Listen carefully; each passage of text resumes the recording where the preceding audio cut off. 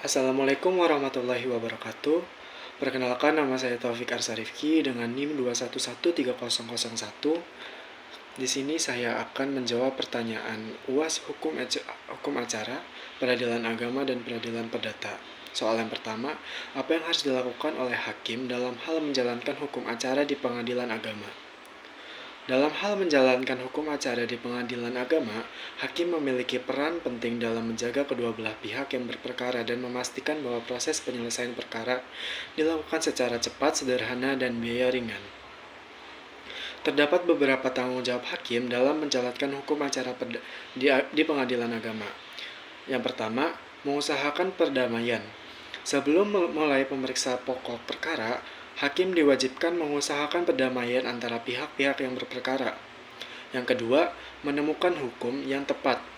Putusan hakim dapat yang mencerminkan kepastian hukum, tentunya dalam proses penyelesaian perkara dalam persidangan memiliki peran untuk menemukan hukum yang tepat.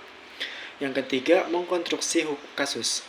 Penerapan hukum harus sesuai dengan kasus yang terjadi, sehingga hakim dapat mengkonstruksikan kasus yang dapat diadili secara utuh, bijaksana, dan objektif. Yang keempat, memberikan nasihat dan pandangan. Hakim dapat memberikan nasihat, pandangan, dan pertimbangan kepada para pihak untuk membantu mereka memperbaiki hubungan sosialnya dan mencapai kesepakatan yang damai. Yang kelima, mengawasi konflik. Putusan hakim harus memberikan manfaat bagi setiap orang yang berperkara dan tidak menimbulkan konflik baru bagi para pihak berperkara dan masyarakat. Yang keenam, mengakui peraturan hakim. Hakim harus mematuhi peraturan yang ada sehingga putusan tersebut dapat sesuai dengan keadilan dan diinginkan oleh para pihak. Yang ketujuh, dalam menjalankan hukum acara di pengadilan agama, peran hakim sangat penting untuk memastikan bahwa proses penyelesaian perkara dilakukan secara fair dan adil serta menjaga kedua belah pihak untuk berperkara untuk mencapai kedamaian dan kesepakatan. Soal yang kedua, bagaimana komparasi spesifik hukum acara perdata di pengadilan negeri dan pengadilan agama? Dalam menjelaskan komparasi spesifik hukum acara perdata di pengadilan negeri dan pengadilan agama, terdapat beberapa perbedaan dalam beberapa aspek seperti dasar hukum, mekanisme beracara, dan perbedaan lainnya. Pada dasar hukum, pengadilan negeri menggunakan dasar hukum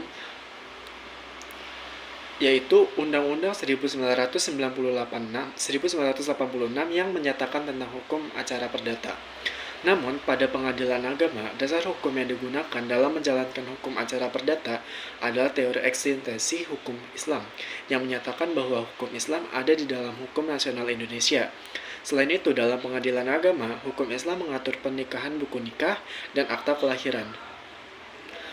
Dalam mekanisme beracara, pada pengadilan negeri, mekanisme beracara melibatkan pemberian kuasa secara lisan atau tertulis yang dapat dinyatakan di depan persidangan dan dicatat di dalam berita acara